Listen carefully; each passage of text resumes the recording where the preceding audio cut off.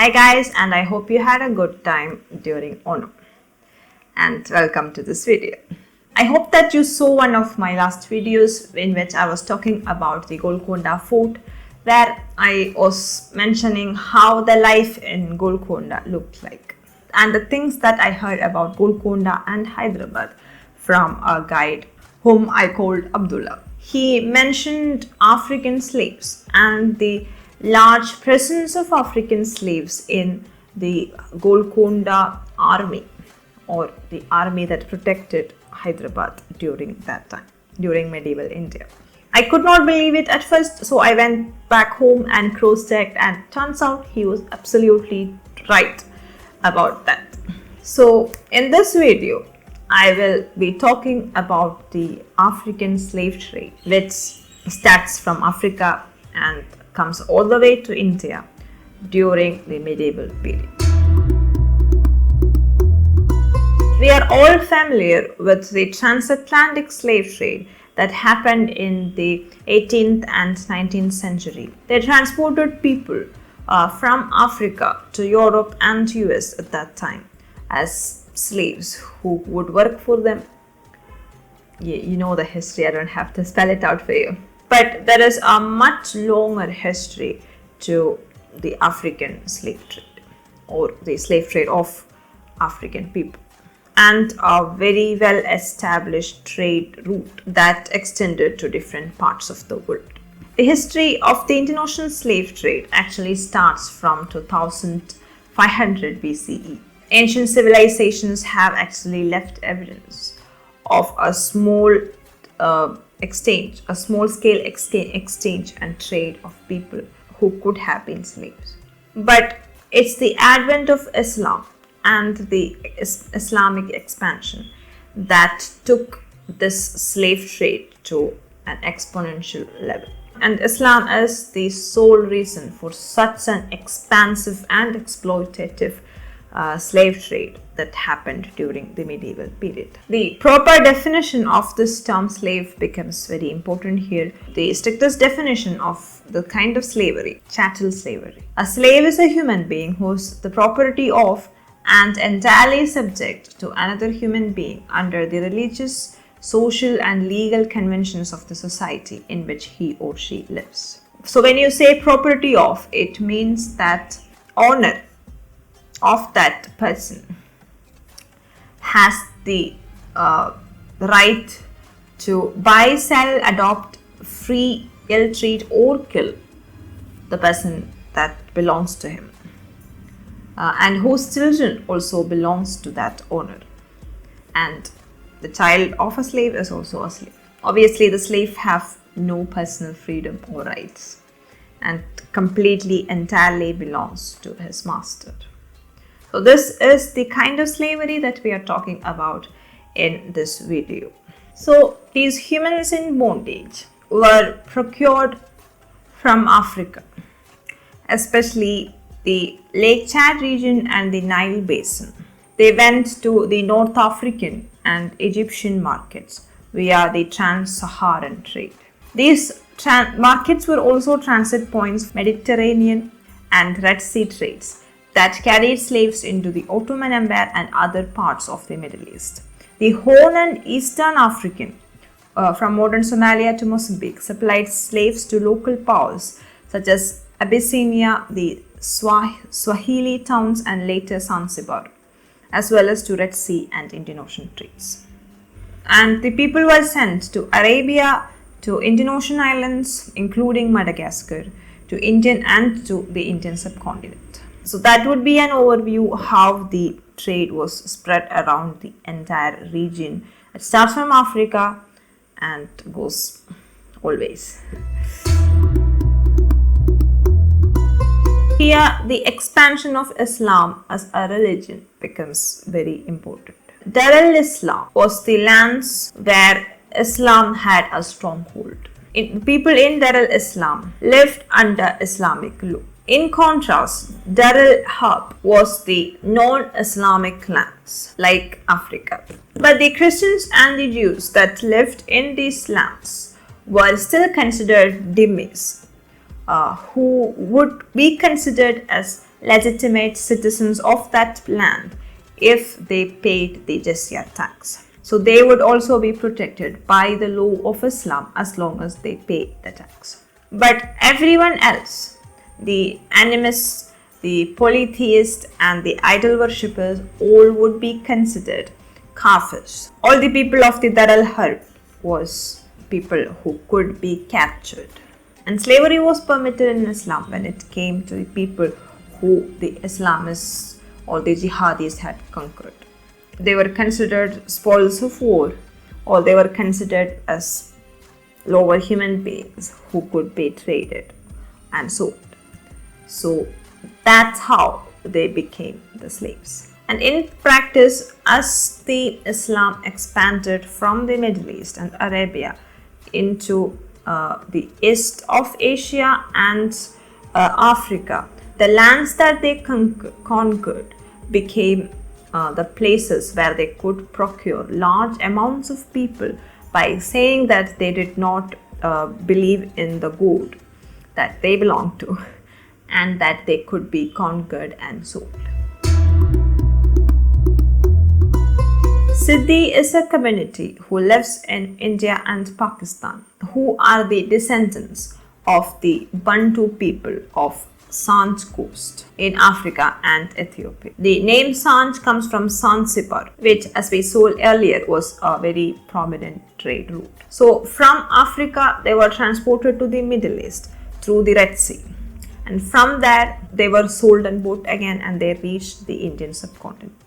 The first documented Siddhi in India belongs to 1100 AD. By 13th century, many more Siddhis were imported by the sultans and nawabs of that time. And they were mainly part of the domestic workers and, most importantly, the army.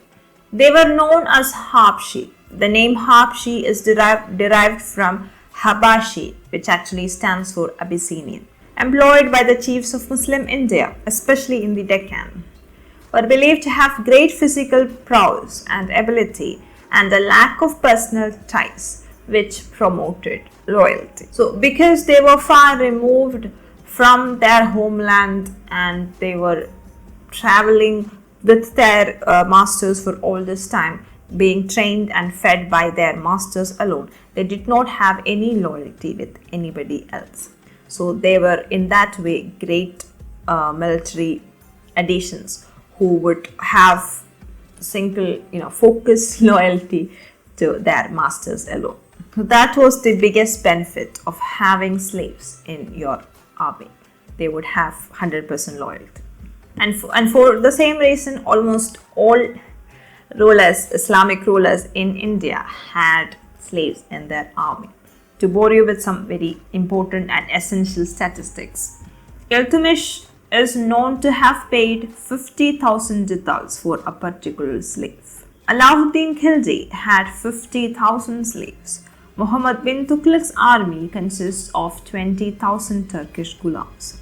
Firoz Shah Tughlaq possessed 180,000 slaves. The activities and establishments of Mongols disrupted the normal flow of Turkish slaves to the Sultanate, and as a result, Indian slaves such as Imad al-Din Raiha, Khusra Khan, Khan Jahan Mughal rose to important positions. And like we see in the history of Golconda, the presence of slaves in Deccan region and Bengal was also very significant. The founders of the kingdoms of Ahmadnagar, Bijapur, Golconda, Jaunpur were all slaves. But once the Mughal Empire came into power, the amount of slave trade and the presence of slave actually came down. But that was only for the imported, expensive, armed personnel and administrative type of slaves. The domestic slavery still continued unabated or even got worse. We will not go into that part of the history of slavery in India. We will just stick to the imported foreign slaves. These slaves or these men in bondage were not like the way that you would ever picture them. They were elite slaves who had a wide range of skill set and had a lot of abilities and powers. which were all very sought after. So, like I said, the biggest plus point of these men were that they were far removed from their country, and they did not have any sense of loyalty to anyone else but for the king or the masters that they served. That made them extremely desirable, and they were also extremely powerful. As these people came to India and they were treated extremely well with a lot of, they got everything that they necessarily needed to be strong and to be healthy, and even they could have positions, I think. So that led to a lot of these slaves assuming high powers in the coming years. Malik Ambar of Ahmednagar, who defied the Mughals for many years. The Siddhis of Janjira commanded the fleet of Bijapur Sultan, and then they became independent chiefs. They defied the Marathas and in 1670 transferred their allegiance to Aurangzeb. The international slave trade was continued by the Portuguese from the 16th century onwards. All in all, millions of people were transported from Africa to the Middle East and from there to India or the Indian subcontinent. The most lenient statistics would put the figure at around 5,700 people being taken out of Africa every year. This went on until, of course, the British abolished slavery in its colonies in 1833. But like I said before, even though during the Mughal era, the amount of elite slaves who came from outside the country stopped, there was still a lot of domestic slavery going on. But we cannot say all of that in this video. If I have the strength to research that well enough, I will make a video on that. But one of the most vulgar forms of slavery during that time was the presence of eunuchs and also concubinage. Most people, including me at one point, think that eunuchs are actually transsexual, but in reality they represent a horrible human tragedy, and that human tragedy is very closely linked to the existence of harems or harems in most Muslim kingdoms. So if you don't know what harems are, every Muslim ruler or Islamic ruler had a huge collection or set of women that he had sexual authority over. These include his wives, concubines, and women sexual slaves. That could also mean spoils of war. These women show the power and the influence of the ruler, and they cannot be looked upon or approached by any man. But they also need protection. They need to be protected. So how do you do that? So you need the power of a man without the sexuality of a man. So that was done by the creation of eunuchs. Eunuchs are a special kinds of slaves who were men but without their male genitalia or any genitalia.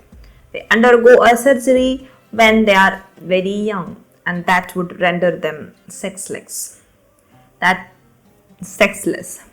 and they would be men without the risk associated with being a man to a woman. So they protected the women in the harems without any risk of them ever doing anything sexual with those women. Like the foreign slaves who went into the army, the eunuchs were also in high demand during the medieval period because they were kind of rare to come by. Most boys did not survive the surgery that happened to them. They were not that rare, but still they were in very high demand. And then comes the concubines, who are actually the female sexual slaves of Muslim rulers, chieftains, and powerful people at that time. They were also captured the same way that the male slaves were, either during a conquering of a land or they were imported from other lands. There were auctions for sex slaves, just as there were auctions for the male slaves. Now let me come to the most interesting part of this all. This is interesting but never in a good way. The prices of slaves in some occasions would go down substantially. Then you would ask what circumstances that would be. I will explain that in a moment. Basically, the economy of goods applies here. When the supply of the goods increases, the demand decreases, therefore the prices go down. So how does the supply of these goods increase? When there were wars or sieges of this large areas of land, when the Islam spreads, or when there are actually famines and the people don't have anything to eat, more and more people end up in these slave markets. In those occasions, the prices of these people goes really down, that a bull or a horse become more costly than a human being. That amount of slavery used to happen at one point in the subcontinent. But eunuchs and the army personnel and the administrative kind of slaves never had any sort of that problem. They were always in demand. Anyway, how sick is this? But the thing is that this is a thing of the past. When I am just focusing on African slave trade that happened in the Indian Ocean, when there was Islam, doesn't mean that any other slave trade did not exist, or that this was anyhow worse or better than other forms of slave trade. The field is not greener on the other side. Every slave trade from that happened in ancient times to the present times is bad. I'm just pointing this part of the history that we don't talk about much, especially in India. I'm very sure most people don't know about this kind of slave trade that happened very close to us also. My battery is about to die, so now it's your turn to tell me what you think about this. Did you already know about this kind of an Indian Ocean slave trade? Please let me know in the comment section. Share this video with somebody who would find it interesting, and don't forget to subscribe for more videos like this. Thank you. Hi guys, and here is the first book I have written, Life in a Ziploc Bag. It's the story of 4 teens living in a city and the impactful reality of modern life, where we often chase love, intoxication and adventure. Does it seem like a story that you would be interested in? If so, please check it out on Amazon or Flipkart. And it's also available for direct buying from the publisher itself. All these links are given in the description. Grab your copy now. Thank you.